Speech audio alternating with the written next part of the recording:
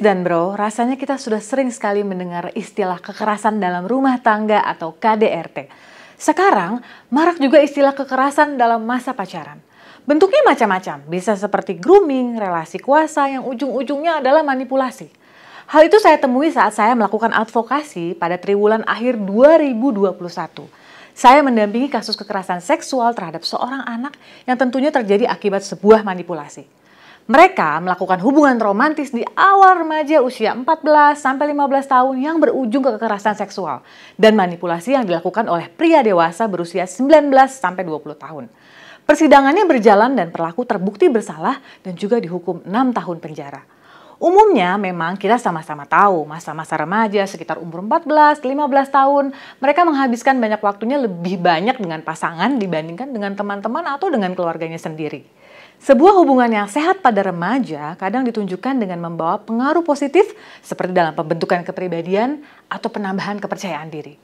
Namun demikian, ketika remaja memiliki hubungan yang tidak sehat atau toksik, maka mereka menghadapi berbagai resiko yang dapat berdampak jangka panjang. Misalnya berupa kekerasan dalam pacaran atau aktivitas seksual yang beresiko.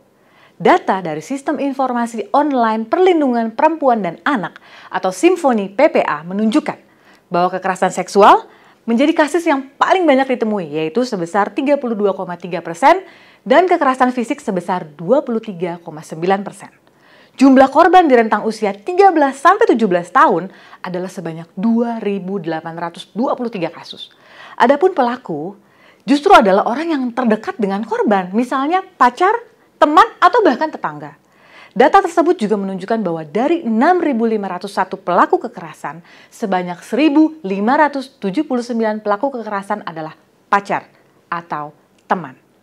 Penyebab terjadinya kasus kekerasan pada masa pacaran ini cukup bervariasi. Beberapa hal diantaranya adalah sistem grooming atau dipacari di umur-umur sejak sebelum dewasa.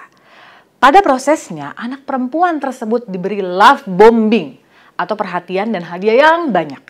Dimanipulasi, seolah ini adalah cinta sejati. Kasus kekerasan dalam pacaran biasanya diawali dengan permintaan bukti kasih sayang dari pihak laki-laki kepada pihak perempuan. Bukti kasih sayang tersebut biasanya diartikan dengan bentuk hubungan seksual. Kebanyakan para pria remaja ini akan pergi meninggalkan kekasihnya ketika bukti kasih sayang itu sudah diberikan, yang kemudian membuat para remaja perempuan merasa tidak berarti lagi. Modus jahat berikutnya adalah revenge porn. Saat perempuan telah dimanipulasi, mereka kerap diajak foto atau video berhubungan intim. Saat perempuan sadar dimanipulasi, si pria akan mengancam menyebarkan foto atau bahkan video tersebut. Ketika mereka menolak atau mengajukan ingin putus, foto dan video tersebut dijadikan alat untuk memeras. Menurut saya, lembaga pendidikan, lingkungan, juga keluarga perlu memberikan edukasi mengenai edukasi seksual dan juga proteksi diri. Proteksi diri di sini dapat diartikan sebagai bentuk kewaspadaan terhadap orang asing. Selain itu juga pendampingan trauma healing harus dilakukan secara berkala dan terus-menerus. Traumatik terhadap kejadian seksual pada anak itu tidak hanya terjadi pada anak saja loh, tapi bisa juga kepada orang tua. Jadi, lembaga PPA harus segera continue dan berkesinambungan untuk mensosialisasikan dan mencegah hal-hal tersebut untuk terjadi lagi. Salam solidaritas.